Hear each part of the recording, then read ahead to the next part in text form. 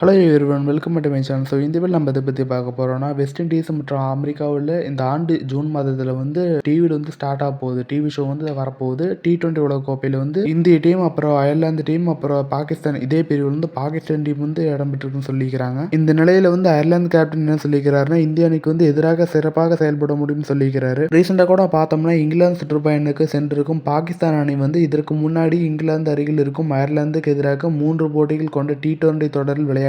அதாவது அயர்லாந்து மற்றும் பாகிஸ்தான் அணிகள் விளையாடிய இந்த T20 தொடரை வந்து பாகிஸ்தான் அணி வந்து 2-1 என கைப்பற்றியது. இந்த மேட்சில் வந்து பார்த்தீங்கன்னா அயர்லாந்து அணி வந்து வெற்றி பெற்றது. 2வது போட்டி வெல்வதற்கான வாய்ப்பிலிருந்து தோற்றது. 3வது போட்டியும் பாகிஸ்தான் அணி வென்று தொடரையும் கைப்பற்றியது. அயர்லாந்து அணி வந்து லார்கன் டக்கர் தலைமையில் வந்து பாகிஸ்தானுக்கு எதிராக முதல் முறையாக ஒரு கிரிக்கெட் தொடரை வெல்வதற்கான அருமையான வாய்ப்பிலிருந்து அதை கோட்டை விட்டது. அதே சமயத்தில் வந்து தொடர் மூலம் நிறைய விஷயங்களை வந்து கற்றுக்கொண்டிருப்பதாக அயர்லாந்து கேப்டன் வந்து சொல்லியிருக்கிறாரு.